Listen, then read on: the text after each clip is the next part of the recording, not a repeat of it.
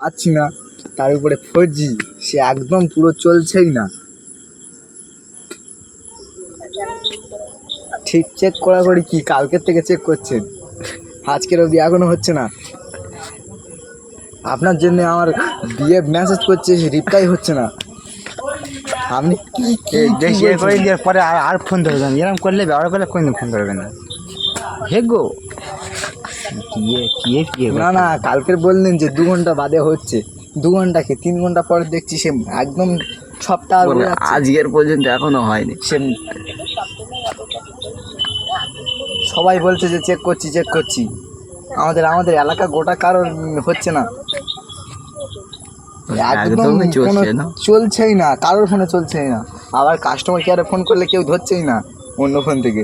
আমাদের টোটাল এখানকার আমাদের এলাকাটা গোটাই একদম ডাউন। প্রথম দেখাতে কি হবে না, আমার যদি গার্লফ্রেন্ড না থাকে তা আমি কি করে সিম আর নেট কি করবো? না আমি বলুন কেটে দেবে, গন্ডল করি কেটে দেবে না, আগে দেখবো না। এরকম ব্যবহার করলে আমরা সিম কিন্তু নেব না। আপনি কি চান দেখুন। না আপনি ভেবে বলুন, আমি কি বলছি আপনি ভেবে চিনতে বলুন। কালকে ফোন করলে বললো যে 2 ঘন্টা পরে আপনাদের সার্ভার ওখানে সমস্যা হচ্ছে, ঠিক হয়ে যাবে। তা আজকে এখনো অবধি আজকের হয়ে গেল, সে আজকেরও এখনো ঠিক হলো না, তা হবে কবে? চেকটা তো সারাদিন সারা জীবন চেক হচ্ছে, ফোন কেনা থেকে শুনে আসতেছি চেক হচ্ছে। এই ঠিক আছে, চেকটা করুক। আচ্ছা চেক করুন তাড়াতাড়ি চেক করুন।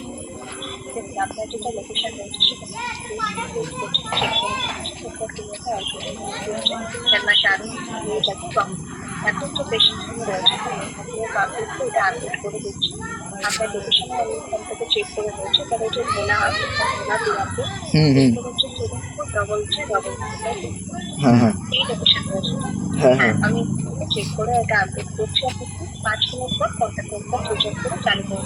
এবার আরেকটা নাম্বারে দেখুন। আচ্ছা আর ম্যাম বলছি সব ফোনে সব সিমে একই হচ্ছে, সব সিমে সবার ফোনে একই হচ্ছে, বুঝেছেন? আর আমি চাইছি এখান থেকে লোকেশন কার করতে এটা ট্র্যাক করতে আর অন্য 5 মিনিট পর একটা সুইচ অফ করে চালু করতে হবে। সুইচ অফ করে এরপরে কিন্তু না হলে কিন্তু খারাপ হয়ে যাবে খুব। আরেকটা নাম্বার দেখুন। আপনাদের জন্য আমার গার্লফ্রেন্ড কোটা ছেড়ে গেল,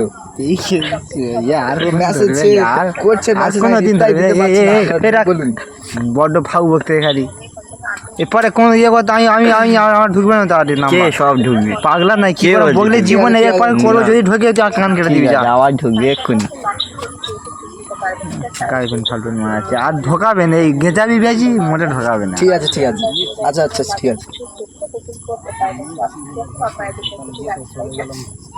ঠিক আছে তাহলে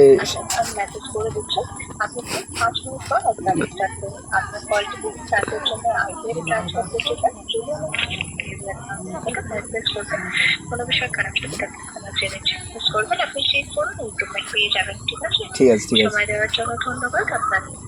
থ্যাংক ইউ আমাদের অ্যাডভাইসারের সঙ্গে আপনার এই কোনো রেটিং দিতে হবে না, কোন মারাচ্ছে।